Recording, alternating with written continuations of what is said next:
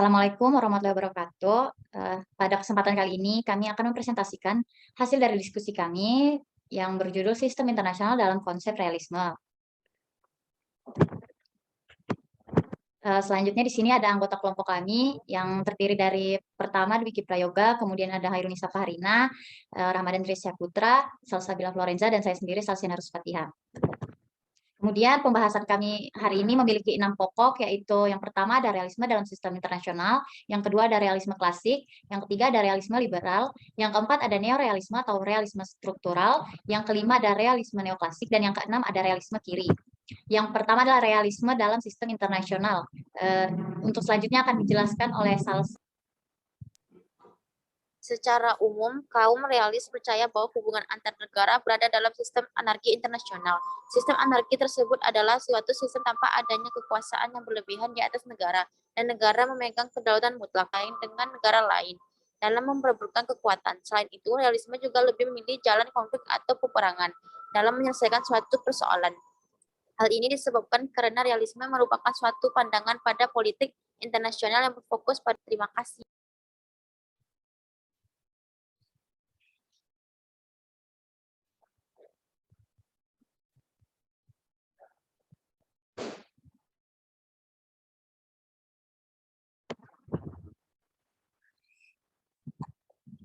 Yang kedua ada realisme klasik.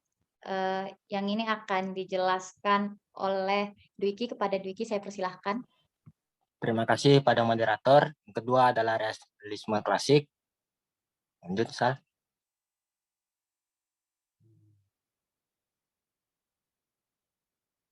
Realisme klasik adalah teori hubungan internasional yang dicetuskan pada era pasca Perang Dunia Kedua.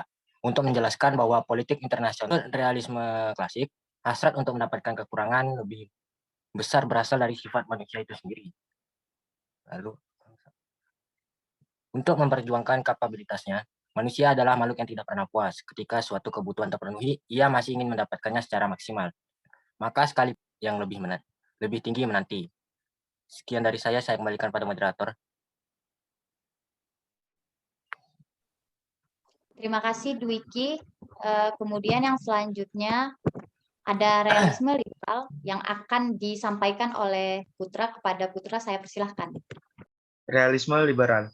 Realisme liberal percaya bahwa sistem internasional meski strukturnya anarkis, membentuk perkumpulan negara yang norma dan kepentingan bersamanya memungkinkan adanya keteraturan dan stabilitas yang lebih baik daripada yang diberikan oleh realisme ketat. Buku karya penulis mazhab Inggris ternama Hadley Bull, The Anarchical Society tahun 1977 menjelaskan secara lengkap aliran ini. Realisme liberal ternama Hadley Bull, Martin Weck, dan Barry Wuzan. Saya kembalikan kepada moderator. Baik, terima kasih Putra. Selanjutnya ada neorealisme atau realisme struktural yang akan dijelaskan oleh Hairunisa Fahrina. Kepada Hairunisa saya persilahkan. Baik, saya akan menjelaskan tentang neorealisme atau realisme struktural. Next. Jadi di sini neorealisme atau realisme struktural muncul pada tahun 1970-an sebagai sebuah kritik dari realisme tradisional. Teori ini dikemukakan oleh Kenneth Waltz dalam bukunya yang berjudul Theory of International Politics. Jadi menurut kaum neorealis ini, bentuk dasar hubungan internasional adalah struktur yang anarkis yang terdesentralisasi di antara negara-negara. Neorealisme mempokokkan diri pada kasih kekuasaan sebagai sebuah isyarat yang sistematis bagi negara. Jadi struktur sistem internasional ini membentuk sebuah kebijakan luar negeri suatu negara. Jadi tidak aneh jika negara yang punya power yang lebih banyak memiliki pengaruh yang lebih besar. Negara adalah aktor utama karena tidak ada monopoli politik pada kekuatan di atas negara berdaulat manapun. Karena tidak ada otoritas apapun yang dapat mengatur sikap negara bangsa terhadap satu sama lain, negara harus mempertahankan keberlangsungan hidup dan mencari keamanannya sendiri dengan kekuatan ekonomi dan militer. Di sini, menurut Waltz, karakter unit-unit dalam sistem internasional itu identik dengan istilah lain semua negara dalam sistem internasional itu sama secara fungsional dengan tekanan struktur. Kaum realis struktural juga menggunakan bipolaritas sebagai sistem yang lebih kondusif bagi ketertiban dunia. Mengapa? Karena sistem bipolar ini lebih stabil dan memberikan jaminan keamanan yang lebih baik dibandingkan dengan sistem multipolar yang berfokus pada sifat alamiah dasar manusia, dan neorealisme ini lebih memfokuskan diri pada sistem anarkis dunia. Sekian, terima kasih. Terima kasih kepada Hairunisa. Selanjutnya ada realisme neoklasik yang akan dijelaskan oleh saya sendiri. Secara sederhana, sebenarnya realisme neoklasik ini menjelaskan bahwa perilaku yang diambil negara dapat dipahami berdasarkan kapabilitas dan posisinya di lingkungan eksternal. Namun, untuk menganalisis perilaku negara secara kompleks, terdapat faktor internal di dalamnya, di mana faktor internal tersebut nantinya akan memfilter perilaku negara terhadap lingkungan eksternal, sehingga suatu kebijakan luar negeri yang diambil dapat diterjemahkan. Analisis melalui realisme neoklasik harus mempertimbangkan aspek non-struktural seperti karakter pemimpin, elit, dan tidak kalah penting adalah tanggapan publik terhadap klasik ini muncul pasca Perang Dingin pada awal tahun 1990-an.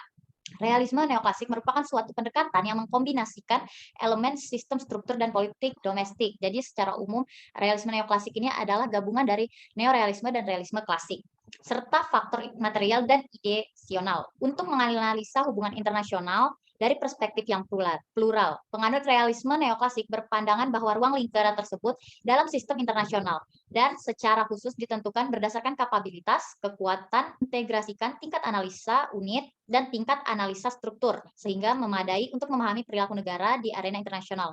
Realisme neoklasik sebagai multi-level analisis yang menggabungkan faktor internasional dan domestik dapat menghubungkan pengaruh sistematik terhadap pertimbangan domestik untuk menjelaskan pembuatan kebijakan luar negeri. Realisme neoklasik khususnya berkaitan dengan sumber dan penggunaan kekuatan nasional dalam politik internasional dan permasalahan yang dihadapi oleh pemimpin dalam membuat kebijakan luar negeri. Sampai batas tertentu, neoklasik ini mewakili reaksi terhadap pandangan Renaissance yang optimis, bersemangat, dan antusias tentang manusia berbatas untuk pertumbuhan spiritual dan intelektual. Kebijakan luar negeri suatu negara sangat dipengaruhi oleh persepsi pemimpin serta struktur negara tersebut dalam sistem internasional. Perspektif ini berupaya untuk menjelaskan varian kebijakan luar negeri dari suatu negara dari waktu ke waktu. Oleh karenanya, hipotesis realis neoklasik dapat menjelaskan kemungkinan respon militer, ekonomi, maupun diplomatik dari negara tertentu terhadap sistem, namun tidak mampu menjelaskan konsekuensi sistematik dari respon-respon tersebut. Selanjutnya ada realisme kiri yang akan dijelaskan oleh Putra. Kepada Putra saya persilahkan kembali.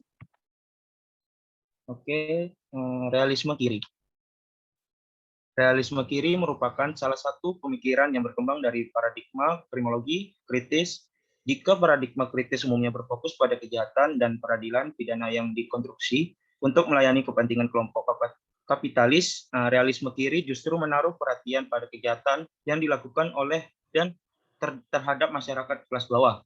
Sejumlah pakar termasuk Mark Levy di School of Oriental and Africa Study dan Ronald Ofbron di University of McGill dalam teori hubungan internasional sambil merujuk pada karya Noam Chomsky. Levy dan Ofbron sama-sama menulis artikel terpisah di Review of International Study bahwa pemahaman Chomsky tentang kekuatan di lingkup internasional mencerminkan asumsi analitis realisme klasik ditambah kritik moral radikal yang normatif atau kiri terhadap negara. Realisme kiri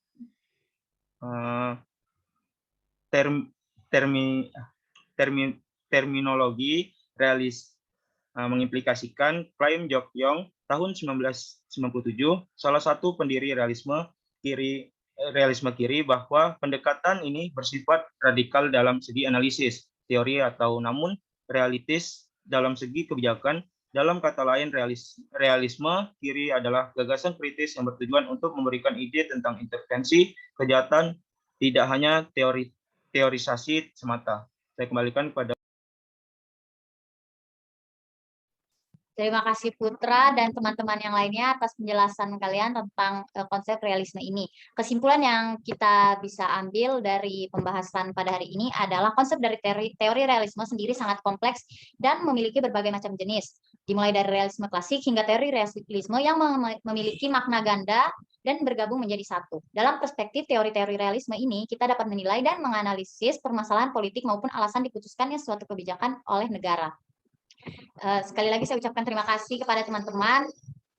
Lebih dan kurangnya saya mohon maaf. Saya tutup dengan assalamualaikum warahmatullahi wabarakatuh. Thank you.